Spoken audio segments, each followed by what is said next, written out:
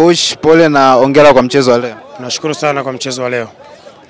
Ilionekana kidogo ilikuwa ngumu first half kuweza kuwashambulia kwa namba kubwa na kuweza kutengeneza nafasi na kufunga magoli, lakini second half baada ya kufanya sub ni kama ulikuja kukamata mchezo. Nini siri ya mafanikio maybe?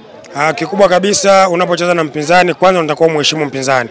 Lakini game ambayo ya kituo unacheza na mpinzani wako, lakini pia kuna watu ambao wako nje pia. Kila mtu anaomba dua kivyake kuhakikisha kwamba anapata kile anachokihitaji.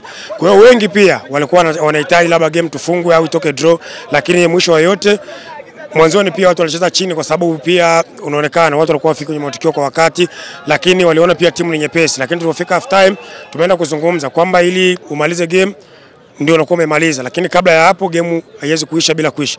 Kwa hiyo wameweza kupokea ujumbe, wamesikia yale ambayo tumewaambia, wamekuja kwa pressure nzuri, lakini pia sababu ambazo tumeziweka zimekuja pia kusaidia na kuongeza mashambulizi. Tumeattack kwa muda mrefu sana, tumekosa nafasi sana, lakini mwisho wa siku tumeweza kupata nafasi mbili, tumezitumia mpaka mwisho wa mchezo imekuwa 2-1. Kikubwa ilikuwa ni kupata ushindi wa goli zozote, iwe 1-0, 2-1, lakini kikubwa ilikuwa napata pointi 3 ili tufikishe pointi 10 ambapo tumejiweka sehemu salama kwenye kupata zile nafasi mbili za kuweza kupita na kuendelea kwenye 8 bora.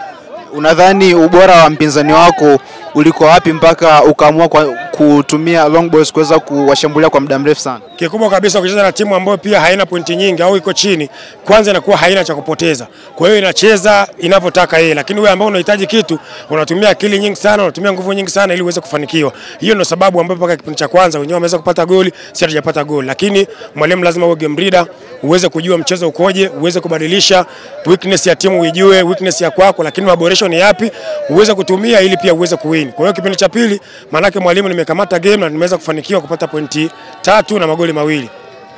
Approach ya second half ilikuwa ni kutumia long balls kuweza kuwashambulia na umefanikiwa kuweza kupata ushindi wa goli 2-1. Unafikisha points 10 sasa ukiwa na michezo miwili bado imebakia. Unazungumzaje performance ya wachezaji wako lakini na kuelekea kwenye mechi ambazo zinafuata? Mimi naweza kusema kwamba performance nashukuru kwa sababu kipindi cha pili watu waliokuja kuangalia mpira hawajaja bure. Hawajapoteza muda wao, wameona burudani, lakini pia wameona timu yao ya mkoa wa Arusha imeweza kushinda na kufikisha pointi 10.